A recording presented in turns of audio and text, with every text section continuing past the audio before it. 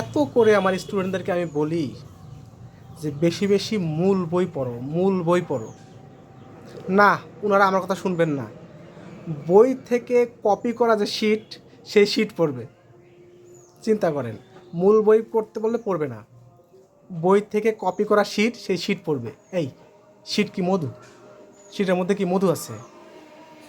Sheet পড়লে loss, sheet পড়লে loss. বেশি বেশি বই পড়তে হবে।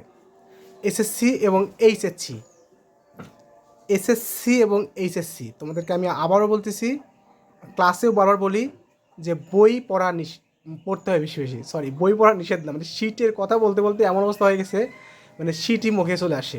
শিট পড়া যাবে না, বই পড়তে হবে। বই থেকে কপি করা শিট, সেই শিট পড়ো তোমরা। শিট পড়তে মধু লাগে, শিট পড়া নিষেধ। শিট না পড়ে মূল বই পড়ো। মূল বই পড়লে নৈর্বৃত্তিক কমপ্লিট হতে হবে, সৃজনশীল প্রশ্ন কমপ্লিট হবে, টিক সব কিছু কমপ্লিট হবে, রিডিং পড়া ক্লিয়ার হবে। সো আজকে থেকে শিট পড়া বন্ধ। আমি নিজেও অ্যাজ এ বড়ো ভাই বলো বা ইংলিশ টিচার বলো বা ইংলিশ পড়ানোর অভিজ্ঞতা থেকে বলতেছি, শিট পড়ে যারা পরীক্ষা দিচ্ছে তার রেজাল্ট খারাপ করছে।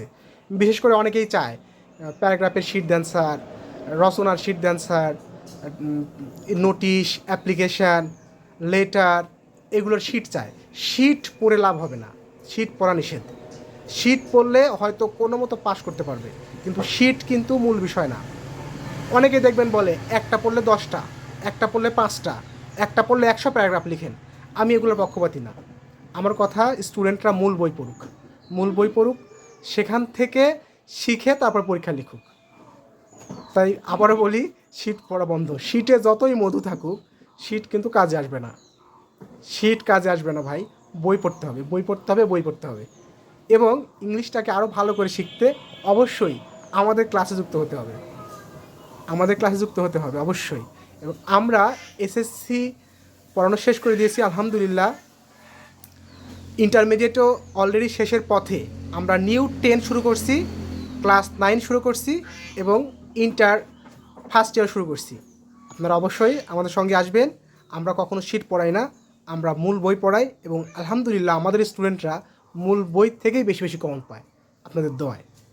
ও আরেকটা কথা, ইংলিশের যারা অনার্স লেভেলে আছেন, অর্থাৎ যারা ডিগ্রি অথবা অনার্স যে কোনো সাবজেক্ট হতে পারে, তাদের যে নন মেজর ইংলিশ কোর্স, নন মেজর, মেজর না কিন্তু নন মেজর, সেটা কিন্তু আমরা গ্যারান্টি সহকারে পড়াই। আপনারা অবশ্যই আমাদের সঙ্গে আসবেন।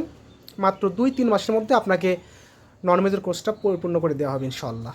দেখা হচ্ছে ক্লাসে।